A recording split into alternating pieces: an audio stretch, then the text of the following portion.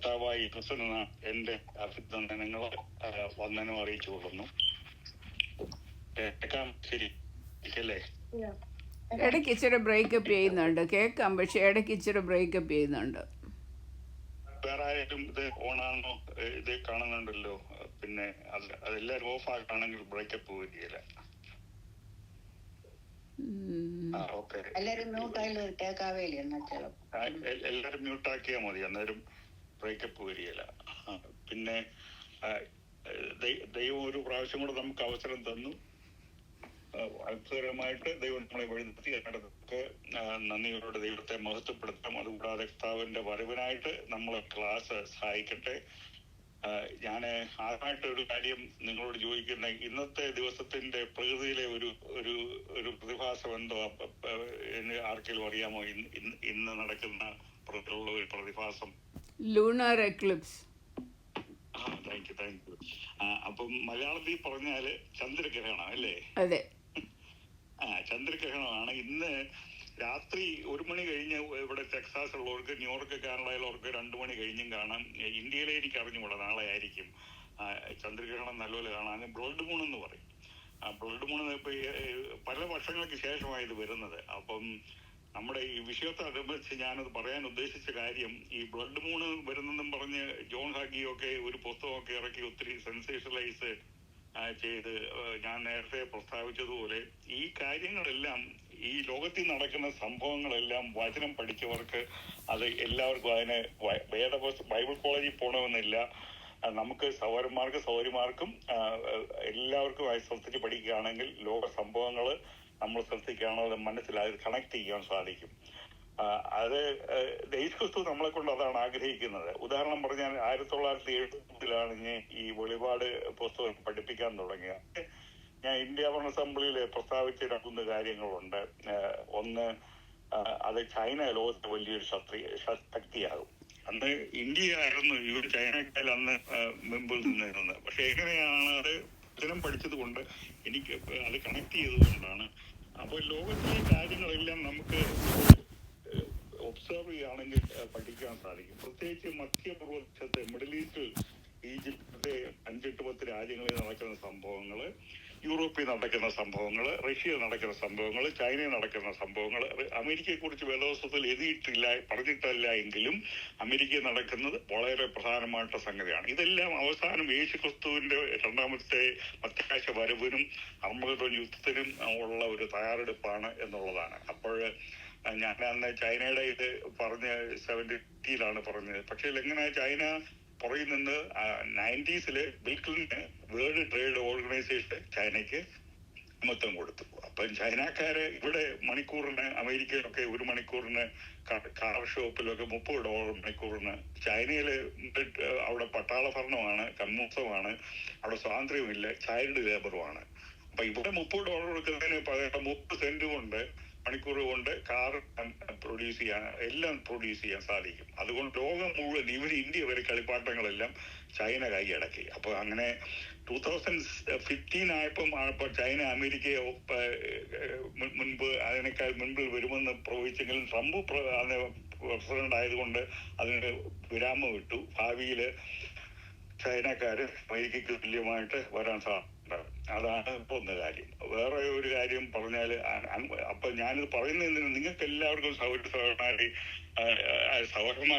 സൗകര്യമാരെ ഇത് എല്ലാവർക്കും ഇത് മനസ്സിലാക്കുവാൻ കഴിയും. എന്നാൽ ഇതിൽ പ്രശ്നം, ഈ കേരളത്തിലൊക്കെ യൂട്യൂബിലൊക്കെ ഇറക്കുന്ന ഉപദേശിമാർക്ക് അവർക്ക് അറിയാം ഈ കാര്യങ്ങൾ. പക്ഷെ ഇതിൽ പ്രശ്നമുള്ളത് അവര് സ്പൈസ് ചേർത്ത് അത് അറ്റൻഷന് വേണ്ടിയിട്ട് അത് പ്രസംഗിച്ച് സെൻസേഷനലൈസ് ചെയ്യുകയാണ്. അതാണ് ഒരു ദോഷമുള്ളത്. അതുകൊണ്ട് ഒത്തിരി പേർക്ക് വിശ്വാസം നഷ്ടമായിട്ടുണ്ട്.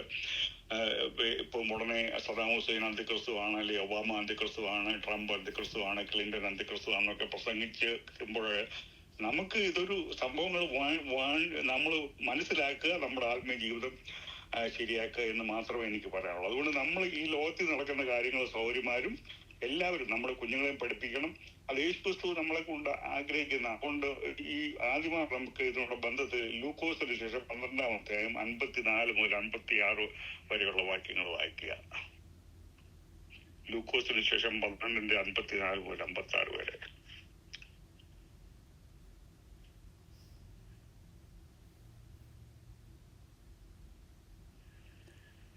ഹലോ, അനക്കം കേൾക്കുന്നില്ലല്ലോ. എല്ലാവരും മ്യൂട്ട് ചെയ്തുകൊണ്ട് 52 തൊട്ട് 54 മുതൽ 56 വരെ 12 ലൂക്കോസ് 12 54 മുതൽ 54 to 56. ഓക്കെ. പിന്നെ അവൻ പുരുഷാരത്തോട് പറഞ്ഞത്, പടിഞ്ഞാറ് നിന്ന് മേഘം പൊങ്ങുന്നത് കാണുമ്പോൾ പെരുമഴ വരുന്നു എന്ന് നിങ്ങൾ ഉടനെ പറയുന്നു. അങ്ങനെ സംഭവിക്കുകയും ചെയ്യുന്നു.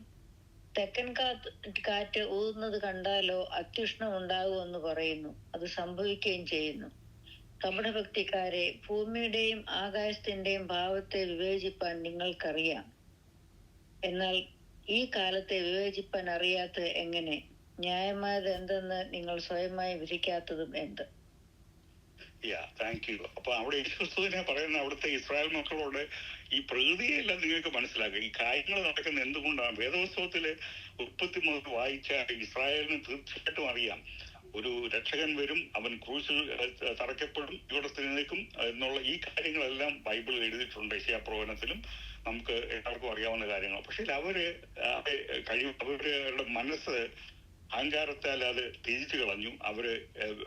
അവരത് തിരിച്ചു കളഞ്ഞതുകൊണ്ട് എന്നാൽ അവരുടെ ഹൃദയം കൂടുതൽ കഠിനമായി. അതുകൊണ്ടാണ് യേശുക്രിസ്തു പറയുന്നത്. ഉദാഹരണം പറഞ്ഞാൽ നിക്കോദേമോസ്, ഇപ്പൊ ഇന്നത്തെ കാലത്തെ പറഞ്ഞ ഡോക്ടറേറ്റ് ഉള്ള ഒരാള്, വലിയ പണ്ഡിതനായിരുന്നു. പക്ഷെ നിക്കോദേമോസ് എന്നപ്പോ യേശുക്രിസ്തു അവനോട് നിക്കോദേമോസിന് പറഞ്ഞ് എങ്ങനെ വീണ്ടും ജനിക്കണമെന്നുള്ള ബേസിക് കാര്യങ്ങളാണ് പറഞ്ഞത്. അതേ സമയത്ത് കിണറ്റരി എന്ന ശബരിക്കാരൻ സ്ത്രീയോടെന്തോ എങ്ങനെ ആരാധിക്കണമെന്നുള്ളതാണ് പഠിപ്പിച്ചത്. ഡീപ്പായിട്ടുള്ള സംഗതികളാണ് പഠിപ്പിച്ചത്. അതിന്റെ അർത്ഥം എന്ന ആ സ്ത്രീക്ക് ഉൾക്കാഴ്ച ഉണ്ടായിരുന്നു, അവർക്ക് ഹ്യൂമിലിറ്റി ഉണ്ടായിരുന്നു, അവർ വേദോത്സവം പഠിച്ചു, അവർക്ക് മനസ്സിലായി, ഇത് സംസാരിച്ചപ്പോൾ മനസ്സിലായി ഇത് മഷിയാണെന്ന് അവർക്ക് മനസ്സിലായി.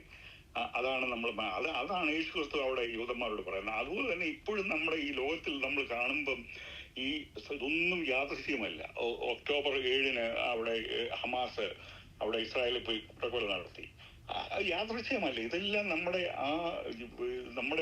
അന്ത്യകാലവുമായിട്ട് ബന്ധപ്പെട്ടതാണ്. അതുപോലെ തന്നെ ട്രംപ് എബ്രഹാം അക്കോർഡ് നടത്തി.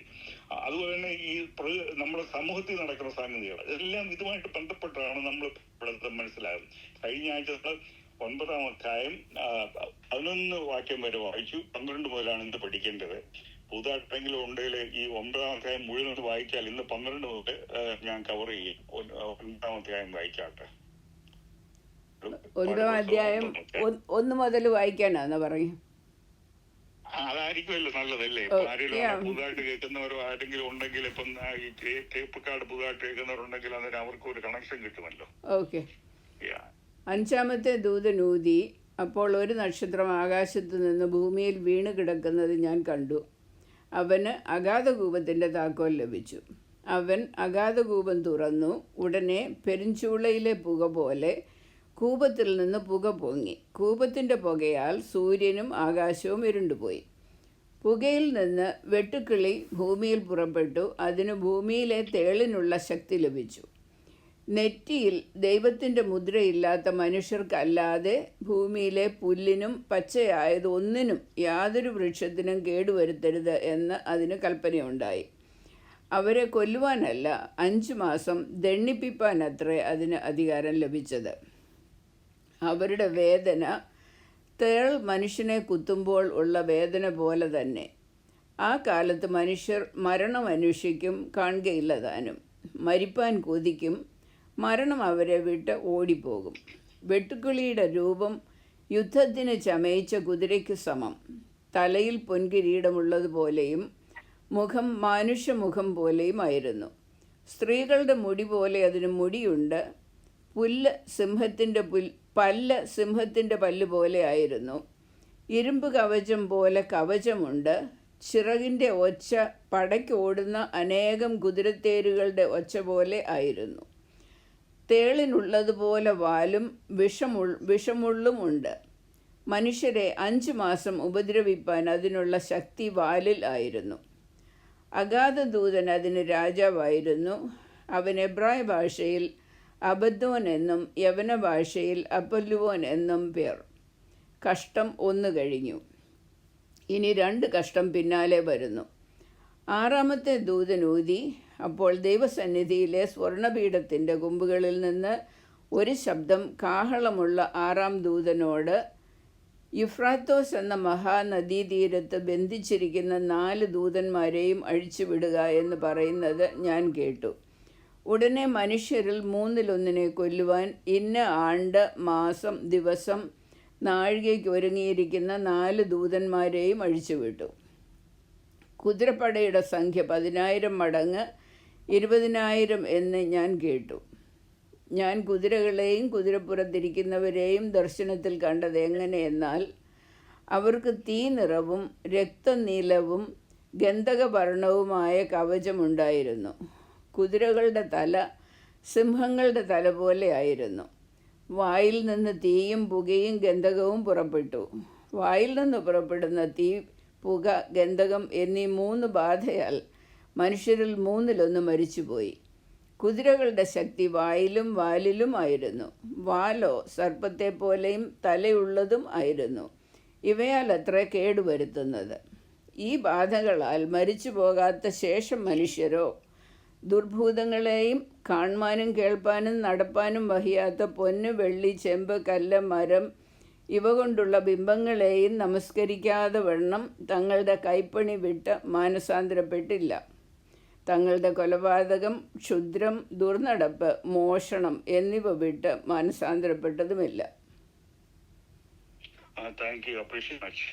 ഇവിടെ മനുഷ്യർ ഇവിടെ എബ്രായ ഭാഷയില് അബദ്ധോനും അലപ്യോൻ എന്ന ഗ്രീക്ക് ഭാഷയിൽ അവന്റെ പേര്, അവിടുത്തെ അഗാധ കൂപത്തീഫ്, അവന് ഡിസ്ട്രോയർ എന്നാണ് എൻ്റെ പേര്. അപ്പം നാശം സാത്താന്റെ പേരുണ്ട്.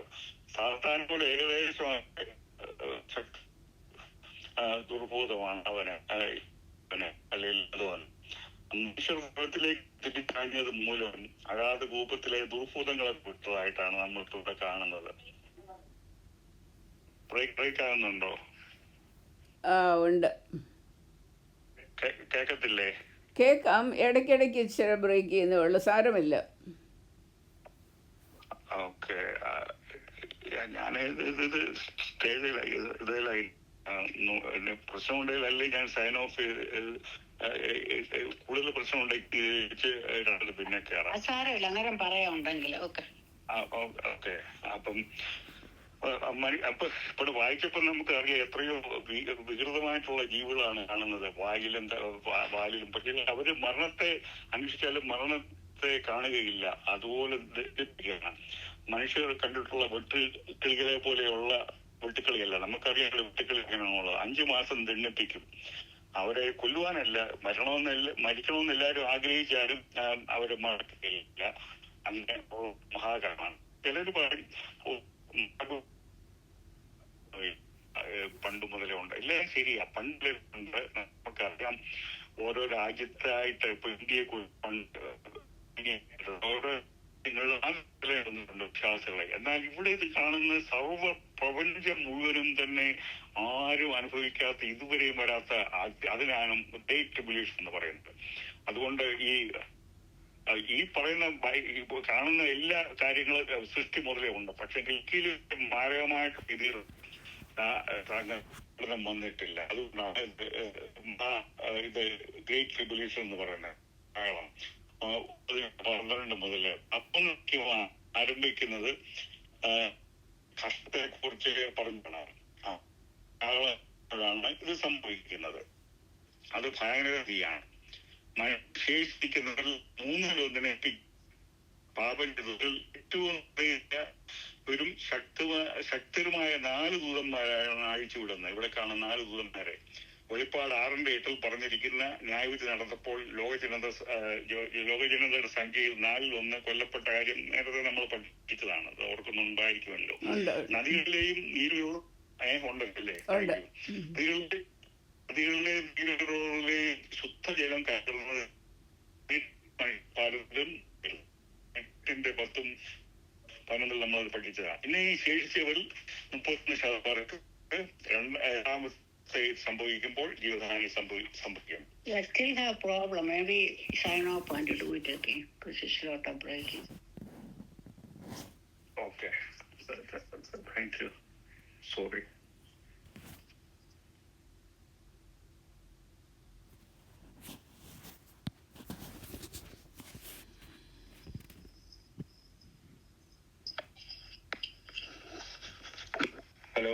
കേൾക്കാം. Okay. Okay. So, എന്തുകൊണ്ടാ അതെനിക്ക് അറിഞ്ഞുകൂടാ, അത് ഇതുവരെ അങ്ങനെ വന്നിട്ടില്ലല്ലോ. It's better now. പിന്നെ അത് താങ്ക് യു. പിന്നെ 30% പേര് ഇത് മരിക്കുന്നതായിട്ട് നമ്മൾ കാണുന്നുണ്ട്. യൂഫ്രാട്ടീസ് പ്രദേശത്ത് തന്നെയാണ് മനുഷ്യർ ആദ്യമായിട്ട് പാപം ചെയ്തത്. ഏദൻ തോട്ടം അവിടെ യൂഫ്രാട്ടീസ് നദീതീരത്ത് അവിടെ ആ പ്രദേശത്തായിരുന്നു. ഈ പ്രദേശത്ത് വെച്ച് തന്നെയാണ് മനുഷ്യചരിത്രത്തിന്റെ ആദ്യത്തെ കൊലപാതകവും ദൈവത്തിന് വിരോധമായ ആദ്യത്തെ വലിയ സംഘടിത മത്സരവും അരങ്ങേറിയത്. അത് ഏതാണെന്ന് ഓർമ്മയുണ്ടോ? ആദ്യ സംഘടിത മത്സരം Babel Gopur. Thank you. Babel ഗോപുരം മറന്നില്ലേ? അപ്പൊ ആ ഭാഗത്ത് അതിനടുത്തുള്ള ബാബിലോണിലാണ് ആദ്യത്തെ ലോക ഭരണാധികാരി തന്റെ രാജ്യം സ്ഥാപിച്ചത്. ഇപ്പൊ ആ ഭരണാധികാരിയുടെ പേര് ഓർക്കുന്നുണ്ടോ? ഇപ്പം പറഞ്ഞ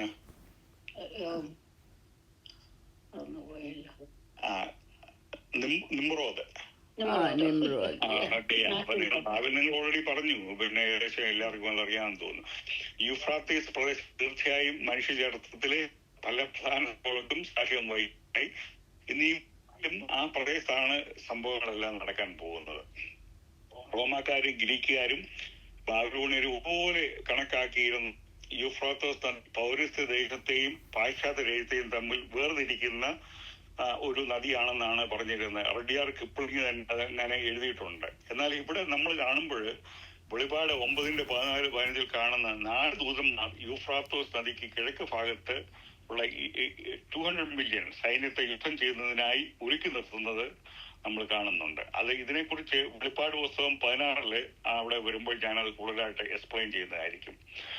അവർ കിഴക്ക് നിന്ന് China, India, Kings of the east എന്ന് പറയുന്ന പ്രധാനം ചൈന, ഇന്ത്യയും കിഴക്കൻ രാജ്യങ്ങളൊക്കെ ആ പട്ടാളത്തിൽ യൂഫ്രാട്ടീസ് നദി പറ്റിയിട്ട് അവസാനം അന്തിക്രിസ്തുമായിട്ട് യുദ്ധം ചെയ്യാനായിട്ട് 200 മില്യൺ ആർമിയാണ് വരാൻ പോകുന്നത്. അതുകൊണ്ടാണ് റെയ്മന് എന്റെ പുസ്തകത്തിൽ എഴുതിയിട്ടുണ്ട്, സിൽക്ക് റോഡ് ചൈനക്കാർ പണിയുന്ന ഇന്ത്യ മുതൽ മുഴുവൻ യൂറോപ്പ് മുതൽ മിഡിൽ ഈസ്റ്റ് വരെ ജെറുസലേം വരെ ആ സിൽക്ക് റോഡ് ചൈനക്കാര് പണിയാൻ തുടങ്ങിയിട്ട് അനവധി വർഷങ്ങളായി. അത് തീരും. അന്നേരം അവർക്ക് ഏതാനും ദിവസങ്ങൾ കൊണ്ട് തന്നെ അവിടെ ഈ 200 മില്യൺ ആൾക്കാർക്ക് ചെല്ലുവാൻ കഴിയും. അപ്പൊ ഈ മഞ്ഞപ്പട എന്നുള്ള വിപത്ത് ഇതിന്റെ 20-21 വായിക്കുമ്പോൾ വലിയൊരു അത്ഭുതമാണ്. ഈ 2 വാക്യങ്ങൾ ബൈബിൾ വാക്യങ്ങളിൽ ഏറ്റവും അവിശ്വസനീയത ഉളവാക്കുന്ന വാക്യങ്ങളാണ്. മുകളിൽ പറഞ്ഞ സകലമാന സംഭവങ്ങൾ ഉണ്ടായിട്ടും മനുഷ്യർ മാനസാന്തരപ്പെട്ട് ക്രിസ്തുവിലേക്ക് തിരിയുവാൻ മനസ്സില്ലാത്തവരായിരിക്കുന്നത് വളരെ അത്ഭുതകരമായിട്ടൊരു സംഗതിയാണ്. 20-21 ഒന്ന് വായിച്ച് നിങ്ങളൊന്ന് ഇത്രയും ഉണ്ടായിട്ട് പോലും അവരെന്തോ ചെയ്യുന്നെന്ന് വായിക്കുകയാണെങ്കിൽ ഒന്നുകൂടെ വായിച്ചേ. 20 ഈ ബാധകളാൽ മരിച്ചു പോകാത്ത ശേഷം മനുഷ്യരോ ദുർഭൂതങ്ങളെയും കാൺമാനും കേൾപ്പാനും നടപ്പാനും വഹിയാത്ത പൊന്ന്, വെള്ളി, ചെമ്പ്, കല്ല്, മരം ഇവ കൊണ്ടുള്ള ബിംബങ്ങളെയും നമസ്കരിക്കാതെ വണ്ണം തങ്ങളുടെ കൈപ്പണി വിട്ട് മാനസാന്തരപ്പെട്ടില്ല.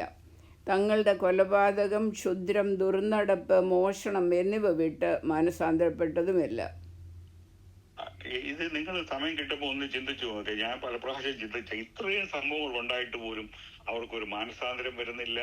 അവര് കല്ലിനെയും പിന്നെ ദേവനെയും കല്ലിനെയും ആരാധിച്ച് ദുർനടപ്പ് ഇത്രയും അതാണ് വലിയ അത്ഭുതമായിട്ടൊരു സംഗതി. മനുഷ്യന്റെ ആ വിക്കറ്റ്നെസ്, ആ താഴ്ചയുടെ ഒരു മൂർത്തിമൽ ഭാവമാണ് നമ്മളിവിടെ കാണുന്നത്. ഒരുപാട് ഇവിടെ 21-9-21 കാണുന്ന മഹാവീരന്റെ കാലത്തിലെ പ്രധാന 4 പാപങ്ങളെ കുറിച്ചാണ് അവിടെ പ്രത്യേകം പറയുന്നത്. വർത്തമാന ലോകത്തിന്റെ പുതിയ പ്രവണതകൾ, അതിന്റെ പ്രവണത വെളിച്ചത്തിൽ ഈ പ്രത്യേക പാപങ്ങൾ വളരെ പ്രധാനപ്പെട്ടതാണ്. 4 കാര്യങ്ങൾ ഇപ്പോൾ അമേരിക്കയിൽ നടന്നുകൊണ്ടിരിക്കുന്ന കാര്യങ്ങളാണ്. ഇതെല്ലാം ലോകം മുഴുവൻ നടക്കുന്നതാണ്. എന്നാൽ ഇവിടെ ഈ 2025 ജനുവരിയില് ട്രംപ് പ്രസിഡന്റ് ആയത് മുതൽ ഇവിടുത്തെ അതിനൊരു ബ്രേക്ക് വന്നിരിക്കുകയാണ്. ഇവിടുത്തെ കഴിഞ്ഞ അതിനു മുമ്പ് 3-4 വർഷങ്ങളായിട്ടെന്ന് പറഞ്ഞാൽ സോഷ്യലിസം ഈ സെക്ഷൽ ആയിട്ടുള്ള ഒരു അനാർക്കി. ഉദാഹരണം പറഞ്ഞാൽ ജെൻഡർ മെയിൽ ആൻഡ് ഫീമെയിൽ അല്ല 72 ജെൻഡർ ഉണ്ടെന്നാണ് പറയുന്നത്. പിന്നെ സ്ത്രീയെന്നും പുരുഷനും ഒന്നും പറയാൻ പറ്റില്ല. ഹി ആൻഡ് ദം എന്നേ പറയാൻ പറ്റൂ. അങ്ങനെയുള്ള കോളേജിലും യൂണിവേഴ്സിറ്റിയിലും ഒക്കെ ആയി കഴിഞ്ഞു. അപ്പം സ്കൂളിലെ പിള്ളേർ തന്നെ 14 വയസ്സുള്ള പെൺപിള്ളേരൊക്കെ പ്യൂബർട്ടി ബ്ലോക്കേഴ്സ് കൊടുക്കുകയാണ്. എന്നിട്ട് പേരൻസിന്റെ അനുവാദങ്ങളില്ലാതെ കാര്യങ്ങളാണ് ചെയ്തുകൊണ്ടിരുന്നത്. അപ്പം ഇപ്പൊ ഈ കഴിഞ്ഞ ആഴ്ച ഒരു ഈ ബ്ലൂ സ്റ്റേറ്റ് എന്ന് പറഞ്ഞ ഡെമോക്രാറ്റിക് പാർട്ടി ഭരിക്കുന്ന ഒരു കോൺഗ്രസ്മാൻ പറഞ്ഞു ഈ മദറിന് പകരം വേറൊരു പേര് കൊടുക്കണമെന്ന്. അത് ആർക്കെങ്കിലും ഓർമ്മയുണ്ടോ? ദ ബർത്തിങ് പേഴ്സൺ എന്നാ പേരിടണം, ഇനി മദർ എന്ന് പറയുന്നത്. അപ്പം അങ്ങനെയുള്ള കാര്യങ്ങളാണ് ഇപ്പം. ഇത് പണ്ട് മുതലേ മിളച്ചിലുണ്ട്, പക്ഷേ അതെല്ലാം വന്ന് ഇപ്പൊ എന്നാൽ ഇതുകൊണ്ട് ഇപ്പൊ ഇതിന് തൽക്കാലം ഒരു ബ്രേക്ക് വന്നതേ ഉള്ളൂ. അതുകൊണ്ട് ഫ്യൂച്ചറിൽ ഞാൻ ഇപ്പം പറയുകയാണ്, നിങ്ങൾ ഈ ട്രംപിന്റെ കാലം എല്ലാം കഴിയും, ഫ്യൂച്ചറിലെ സോഷ്യലിസ്റ്റും ഡെമോക്രാറ്റിക് പാർട്ടി ഇങ്ങനെ വന്ന് ഇതിന്റെ ഏറ്റവും ഉച്ചനിലയിൽ വരാൻ പോവുകയാണ്. എന്നാൽ മാത്രമേ അതിന്റെ അവസാനം വരുന്നതിന് ഇപ്പം വായിച്ചതുപോലെയുള്ള കാര്യങ്ങൾക്ക് അതിന്റെ ബേസിസ് ആണ്. ഇത് വെളിപാട് പുസ്തകം പഠിക്കാനുള്ള ഫോർമുലയാണ്. ഇതെല്ലാം കാര്യങ്ങൾ പത്രത്തിൽ വായിക്കുമ്പോൾ എന്തുകൊണ്ടാണ് ബർത്തിങ് പേഴ്സൺ എന്നുള്ളത് മദറിന് പകരം. അപ്പം അതൊക്കെ വരുമ്പം ആ മ്ലേച്ഛതയുടെ നമ്മൾ കണക്ട് ചെയ്യണം. കൊലപാതകം കയ്യിൽ മുതലേ ഉണ്ട്. പിന്നാല് ഇപ്പോഴും നടക്കുന്ന കൊലപാതകങ്ങൾ എന്തുവാണ്? പിന്നെ ന്യൂയോർക്കില് ഈ വർഷം നടന്ന സബ്വേയിൽ തെള്ളിയിടുക, അവിടെ ട്രെയിൻ കാത്ത് നിൽക്കുമ്പോൾ തെള്ളിയിടുക, അണ്ടറി പോവുക. പിന്നെ ഈ 2 മാസത്തിന് മുമ്പേ നടന്ന ഒരു സ്ത്രീയെ ട്രെയിനെ യാത്ര ചെയ്തുകൊണ്ട് പോവുക. നമ്മൾ ആ സ്ഥാനത്തിരുന്നേ അറിയത്തുള്ളൂ. ഒരു ഇല്ലീഗൽ ഏലിയന് അവരെ തീ കത്തിച്ചു. അവരെയൊന്നും അറസ്റ്റ് ചെയ്യുന്നില്ല. അപ്പം ഇപ്പൊ ലോകം മുഴുവൻ ഇത് തന്നെയാ. ഇതിനാ നമ്മുടെ കേരളത്തില് പിന്നെ ഭർത്താവിന്റെ വീട്ടുകാരുടെ പീഡനം കൊണ്ട് പിന്നെ 2 പെൺമക്കളെയും കൊണ്ട് ഷൈനി എന്ന് പറയുന്ന ട്രെയിനിന്റെ മുന്നേ കയറി ചാടി കൊല്ലപ്പെട്ടത് ഇപ്പം കേരളത്തിലെല്ലാം യൂട്യൂബിലെല്ലാം ഭയങ്കര ന്യൂസാണ്. വളരെ നമ്മുടെ ഹൃദയത്തെ മുറിപ്പെടുത്തുന്ന വലിയ സംഭവങ്ങളാണ് നടക്കുന്നത്. അതുപോലെ തന്നെ ഈ ഡ്രഗ്സിന് അതിൻ്റെതായിട്ട് പിന്നെ സ്വന്തം അപ്പനെയും അമ്മയും ഇവിടെ ഇന്ന് ഞാൻ വായിച്ചു, ഒരു അപ്പനെ കൊന്നത് അമേരിക്കയിൽ. മനോരമ വായിച്ചപ്പം ഇന്ത്യയിലും കേരളത്തിലും എല്ലാം ഇത് നടക്കുന്നുണ്ട്. അപ്പം ലോകം മുഴുവനെ പണ്ട് ഇത് കൊലപാതകം ഉണ്ടായിരുന്നു, ഇത് മ്ലേച്ഛത ഉണ്ടായിരുന്നു. ഇപ്പോൾ അത് കൂടി. അതാണ് ഈ വെളിപാട് പുസ്തകത്തിൽ നമ്മൾ മനസ്സിലാക്കേണ്ടത്. ഇപ്പൊ 2023 കണക്കനുസരിച്ച് അമേരിക്ക മെക്സിക്കോ കഴിഞ്ഞാൽ പിന്നെ ലോകത്തിലെ ഏറ്റവും വലിയ ക്രൈമുള്ള രാജ്യങ്ങളൊന്നാണ്. അമേരിക്കയിൽ നടന്ന ഈ 2023 നടന്ന ടോട്ടൽ മർഡർ 21,156, 21,156. അപ്പം പിന്നെ ഈ നോർത്തേൺ ബ്ലൂ സ്റ്റേറ്റിൽ നടക്കുന്ന കാര്യങ്ങളെല്ലാം അവരെ പിടിച്ച് കൊന്നേച്ച് വന്നാലും അവരെ ജയിലിൽ പിടിച്ച് ബുക്ക് ചെയ്ത് വെച്ച് അവരെ വെറുതെ വിടും. പിന്നെ വരാന് ബെയിലിന്റെ ഒന്നും ആവശ്യമില്ല. ഇപ്പം കുറ്റവാളികളെ ശിക്ഷിക്കാനുള്ള പ്രവണതയില്ല. അപ്പൊ ഇത് വലിയ തമാശ എന്ന് പറഞ്ഞാല് ഈ മാസം മാർച്ച് 2 നടന്നൊരു സംഭവമാണ്. ബോസ്റ്റണില് 6th വില്ലയില് ഒരുത്തൻ കയറി വന്ന് ഒരു കസ്റ്റമേഴ്സിനെ കുത്തി കൊല്ലാനായിട്ട് തുടങ്ങുമ്പോൾ പോലീസ് വെടിക്കാൻ ബോസ്റ്റൺ മിഷാഷ് വൂന്ന പുള്ളിക്കാരത്തിയുടെ പേര്. പുള്ളിക്കാരത്തി പ്രസ്താവന നടത്തിയ ഈ കുത്തുകൊണ്ടവനെ കുറിച്ചല്ല, ഈ കുത്തിയവനെ പോലീസ് വെടിവെച്ചു അതിന് അതിന്റെ ദുഃഖത്തിലാണ് അവനും അവന്റെ കുടുംബത്തിനുമാണ് ദുഃഖം പ്രകടിപ്പിക്കുകയാണ് ചെയ്യുന്നത്, അനുശോചനം പറയുന്നത്. അപ്പം നിങ്ങൾ ചിന്തിച്ചു നോക്കി, നീതിന്യായത്തിന്റെ വേലി വളവ് തിന്നുക എന്ന് പറയുന്നത് സിറ്റിയിലെ മേയറാണ് കുത്തിയ പിന്നെ കൊലയാളിയുടെ പോലീസ് വെടിവെച്ചപ്പോൾ അതിനെക്കുറിച്ച് ശോധന. ആ നിലയിൽ ആ മനുഷ്യൻ അധപ്പതിച്ചിരിക്കുകയാണ്. അതുകൊണ്ടാണ് ഇപ്പോൾ ഈ ട്രംപിന്റെയൊക്കെ കാലം കഴിയും. ഇത് നമ്മൾ ഇനിവേ പ്രായമുള്ളവരെ ഇതൊക്കെ നമ്മളൊന്നും കാണേണ്ടി വരികയാണ്. നമ്മുടെ പിള്ളേരും കൊച്ചുമക്കളുമായിരിക്കും ഇത് അനുഭവിക്കുകയും കാണുകയും ചെയ്യുന്നത്. അതുകൊണ്ട് നമ്മൾ പ്രാർത്ഥിക്കുക എന്നുള്ളത് മാത്രമേ ഉള്ളൂ. ട്രിബുലേഷൻ സമയത്ത് ആക്രമണം ചെയ്യുന്നവരെ അധികാരികൾ ഒന്നും ചെയ്യുകയില്ല. ഇപ്പം തന്നെ അതാണ്. ഇപ്പം ഞാനതാ ട്രിബുലേഷൻ പീരീഡിൽ ഏറ്റവും പ്രധാനമായിട്ട് അതാണ്. ആരെന്തോ ചെയ്താലും അവിടെ പോലീസില്ല, യാതൊന്നുമില്ല. ആ കൈക്കുള്ളവൻ കാര്യക്കാരൻ. കുറ്റവാളിയുടെ പരിസ്ഥിതിയെ പറ്റി പറയും, സമൂഹത്തെ കുറ്റപ്പെടുത്തും. ഇവിടെ ഇപ്പോഴും അങ്ങനെ ഉണ്ടല്ലോ. ഒരു ബ്ലാക്ക് പേഴ്സൺ ആണ് പറയാം, അവൻ സ്ലേവറി കൊണ്ട് പറ്റിയത്, അവന്റെ മാനസികമായിട്ട് അതുകൊണ്ട് അവൻ ചെയ്ത അവന്റെ കുറ്റക്കാരന്. വെള്ളക്കാരനാണ് പറയുക അവന്റെ ഗ്രാൻഡ് പേരൻസും നല്ലതല്ലായിരുന്നു, പിന്നെ അയലോക്കത്തുകാരൻ അവനെ മോളസ്റ്റ് ചെയ്തായിരുന്നു, അതുകൊണ്ടാണ്. അപ്പം കുറ്റം ചെയ്തവരെയല്ലേ സമൂഹത്തെയാണ് കുറ്റപ്പെടുത്തുന്നത്. Lack of personal responsibility. അപ്പം മഹാപീഡന കാലത്ത് വരുന്ന ഇപ്പൊ ഇത് നടക്കുമ്പോൾ എന്തുവാ, മഹാപീഡന കാലത്തിന്റെ മുന്നോടിയാണ്, അതിന്റെ ബേസിസ് ആണ് നമ്മൾ കാണുന്നത്. നമ്മുടെ പിള്ളേരും അല്ലെ കൊച്ചു മക്കളും ഇത് അനുഭവിക്കാൻ പോവുകയാണ്. സദാചാരം പഠിപ്പിക്കുന്ന കാര്യമേ ഇല്ല. അപ്പൊ ലഹരി മരുന്നിന്റെ ഉപയോഗം ഇപ്പൊ റെവല്യൂഷൻ 9:21 കാണും. ശുദ്ധം എന്ന വാക്ക് അവിടെ വായിക്കാറുന്നില്ല ഇച്ചിരി മുമ്പേ. ഫാർമസി എന്ന അർത്ഥമുള്ള ഫാർമക്കിയ എന്ന ഗ്രീക്ക് വാക്കിൽ നിന്നുമാണ് അത് ശുദ്രപ്രയോഗം മയക്കുമരുന്നുകളുടെ ഉപയോഗത്തെ കാണിക്കുന്നു. അപ്പൊ ഈ മയക്കുമരുന്ന് കഴിക്കുമ്പോൾ അതിന് ഞാൻ എൻ്റെ ഒരു പേഴ്സണൽ ഒബ്സർവേഷന് ഈ ഡിമോണിക് ഇൻഫ്ലുവൻസിന് നമ്മുടെ മൈൻഡ് തുറന്നു കൊടുക്കുകയാണ്. ഒരു പ്ലസ് ഡബിൾ ഇതാണ് ഡിമോണിക് ഇൻഫ്ലുവൻസ്. ഈ നാർക്കോട്ടിക്സ് കയറി കഴിയുമ്പം ഇത് വളരെ വേറെ രീതിയിലാണ്. അതുകൊണ്ടാണ് കുടുംബത്തെ ഇപ്പം മനോരമയൊക്കെ വായിക്കുമ്പം മയക്കുമരുന്ന് പിന്നെ പൈസ അപ്പനും അമ്മയും പൈസ കൊടുത്തില്ലെന്നും പറഞ്ഞ് അപ്പനെയും അമ്മയും മക്കൾ തന്നെ കൊല്ലുക. കേരളത്തിലുമുണ്ട്. ഇപ്പം പണ്ട് കേരളത്തിലില്ലായിരുന്നു. ഇപ്പൊ ഇവിടെ തന്നെ ഫെന്റനൈൽ ഓവർഡോസ്. അപ്പൊ ട്രംപ് അതുകൊണ്ടാണ് കാനഡയ്ക്കും പിന്നെ മെക്സിക്കോയ്ക്കും 25% പ്രസിഡന്റ് ആയതുകൊണ്ട് പിന്നെ ഇത് ഈ 25% ടാരിഫ് ഇട്ടത്. എന്നാൽ ഫെന്റനോൾ ഇവിടെ അവിടെ നിന്നാണ് ചൈനയിൽ നിന്ന് വരുന്നത്, മെക്സിക്കോ വഴിയാണ് ഇവിടെ വരുന്നത്. അപ്പൊ ഇവിടെ ഈ കഴിഞ്ഞ വർഷം ഉണ്ടല്ലോ 1,07,000 പേരാണ് ഒരു വർഷം ഇവിടെ അമേരിക്കയിലെ ഫെന്റനൽ ഓവർഡോസ് കൊണ്ട് മരിക്കുന്നത്. 1,00,000. പിന്നെ സെക്ഷൽ റെവല്യൂഷൻ അടുത്ത മൂന്നാമത്തെ ഇത് ഞാൻ പെട്ടെന്ന് പറയാം സമയം പോകുന്നത് കൊണ്ട്. Dissolution of marriage. നിങ്ങൾ മഹോദരകാലത്ത് എന്ന് പറഞ്ഞാൽ വിവാഹം എന്ന് പറയുന്ന കാര്യങ്ങൾ കാണുകയില്ല.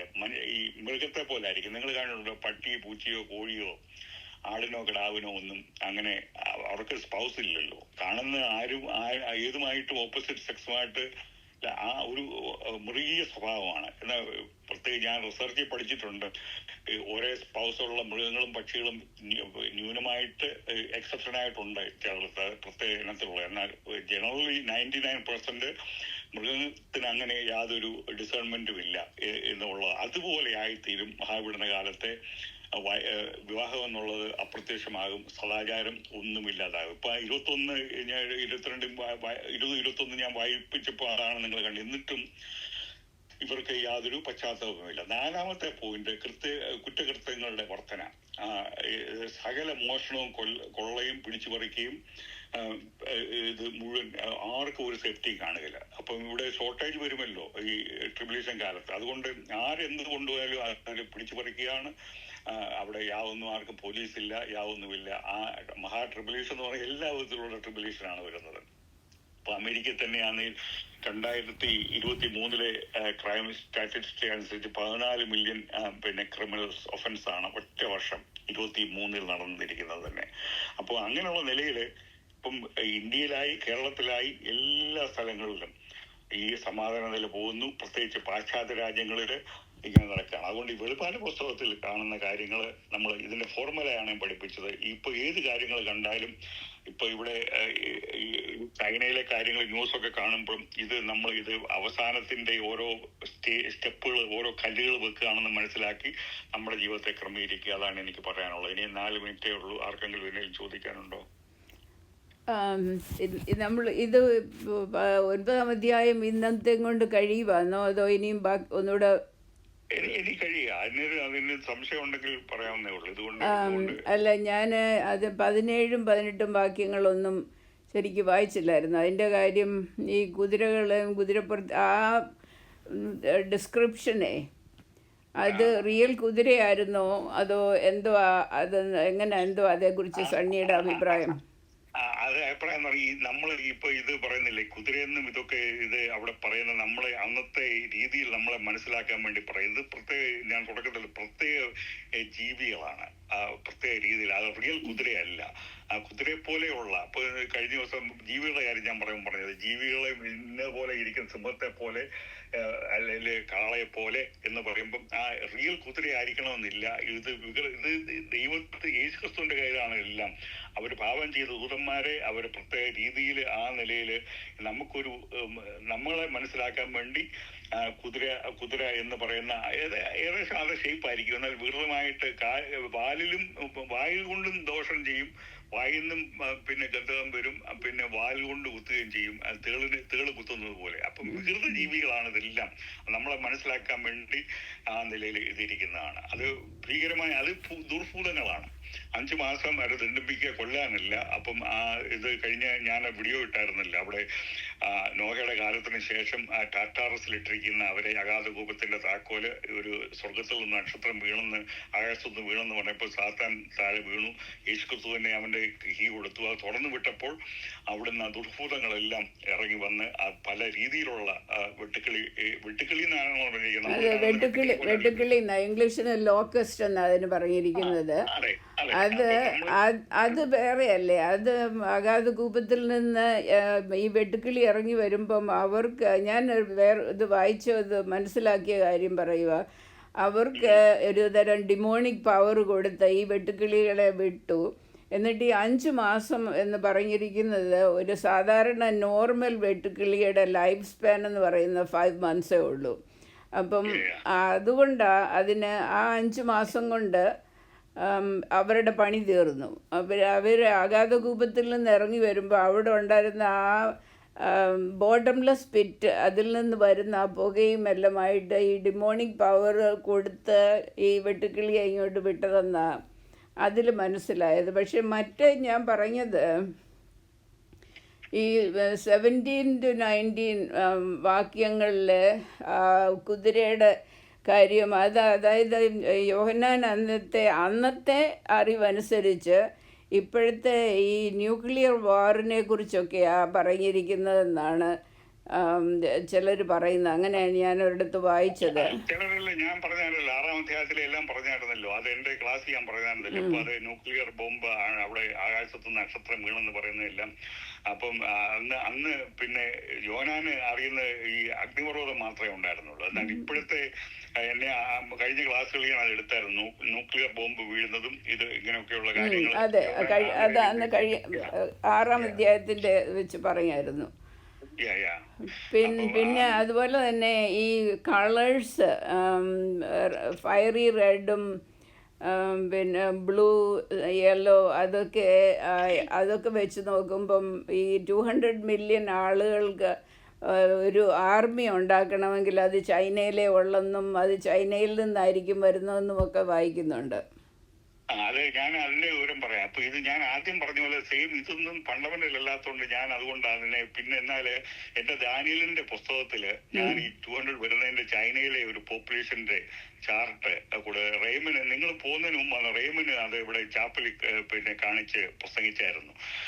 200 million ആൾക്കാരെ ഫീൽഡ് ചെയ്യാൻ ഒരു ആർമി ചൈനയ്ക്കേ ഉള്ളൂ. അതിന്റെ പോപ്പുലേഷന്റെ ദാനിയൽ പ്രവചനത്തിന്റെ എന്റെ ബുക്കിന്റെ അകത്ത് വളരെ ക്ലിയർ ആയിട്ട് കൊടുത്തിട്ടുണ്ട് അവിടുത്തെ പോപ്പുലേഷന്റെ വെച്ച്. ഇപ്പം തന്നെ 200 million ആൾക്കാരെ അവിടെ ഇത് ചെയ്യാൻ അവർക്കേ ഉള്ളൂ. അപ്പം പിന്നെ കൂടെ മറ്റു രാജ്യങ്ങളും ഒക്കെ കാണും, ഈ കിഴക്ക് രാജ്യങ്ങൾ. അപ്പോൾ ചൈനയിലെ അത് എന്റെ പുസ്തകത്തിലെ ഡാനിയൽ പ്രവചനത്തിലാന്ന് തോന്നുന്നു, 7 പേജിലാന്ന് നോക്കി വേണേ ഞാൻ പറയാം കയ്യിലുണ്ടെങ്കിൽ. അതൊന്ന് ക്ലിയർ ആക്കാനായിരുന്നു. Okay, thank you. എന്നാല് ഓക്കെ, താങ്ക്സ്. Okay, by.